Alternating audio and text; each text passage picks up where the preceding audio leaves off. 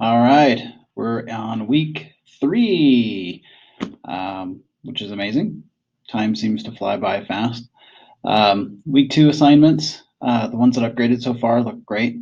Just a few tweaks here and there, things that could be done a little bit differently, but overall, muy bueno. So as we begin week 3, let you know that week 3's assignments are pretty darn easy. I just went through them as a cursory check to brush up on my skills and everything else, and it went pretty fast. So especially chapter 18, very quick.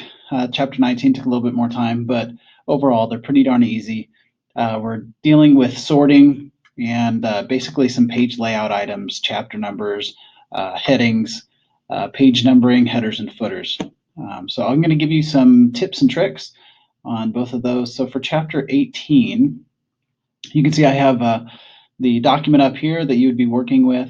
A couple tips as we're moving along. When you're sorting the executive team, so this is the,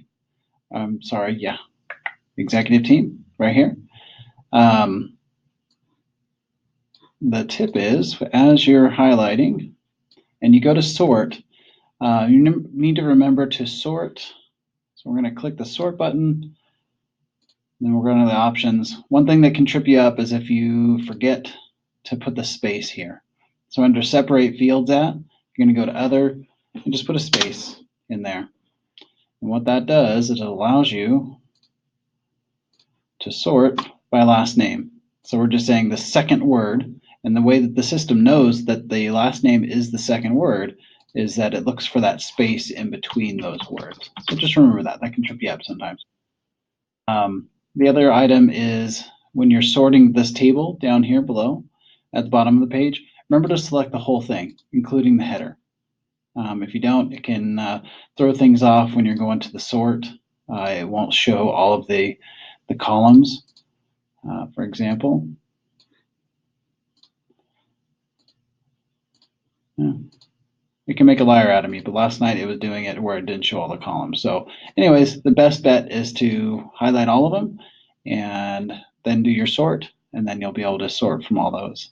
And just make sure you said that it has a header row. That way it doesn't sort that header row out. And then as we move on to chapter 19,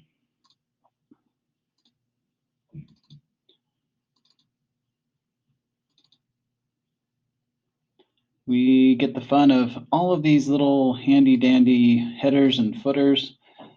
Just as a speed tip for you, you can double click in the header, or you can double click down in the footer, and that activates being able to design or create your header and footer. And then you just double click anywhere and that takes you out. So it's kind of a little speed tip for getting into your header and footer. One item that can trip you up is when the course or the assignment calls for a section break. There are two areas in Word where you can do breaks. There's in the insert area. Don't be fooled, because there's this little page break area over here. Where you're going to want to go is go to layout, and then you go to breaks. And look, page break is still in here, but you have all these other options, including section break. They cover that in the course materials in the book, but I just thought I'd reiterate that one, that there's two areas for breaks. The one you're going to be looking for is under layout. Don't do the one under insert, because it may throw you off a little bit. Multi-list button. Sometimes I know I get tripped up when someone asks me to do a multi-list for numbering. It's just located here under paragraph, under the home tab. Right here is the multi-list, multi-level list. And that's where you can get all your chapter items there. For submitting the paper, don't worry about printing. And you can practice printing if you want. You can print to a PDF. If you want to submit it, that's totally fine. But the assignment will ask you to print, and I'll just show you what it looked like. I just printed to a PDF. If you're successful in doing the print, you should only get 3 pages. The first section of chapter 1, the first section of chapter 2, and the first page of each section or chapter. So you should only end up with those 3 pages on that one. So you can practice printing. You can export to a PDF and try that.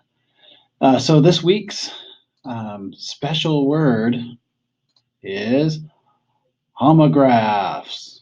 And I looked it up because I couldn't remember from elementary school what homographs are. But basically, it's a word that is spelled or sounds the same, and it happens a lot in English. It's very confusing. So we have quarter, quarter, bat, bat, bank, bank, bar, bar. And so look left, or the plane just left for Dallas. So that's what a homograph is. A little bit of elementary education there for you. Had to remind myself of it. Again, contact me on the forums or the discussion boards or anything that you might need. You can email me. You guys are doing great. Look forward to seeing your work during week 3, and we will see you guys later. Take care.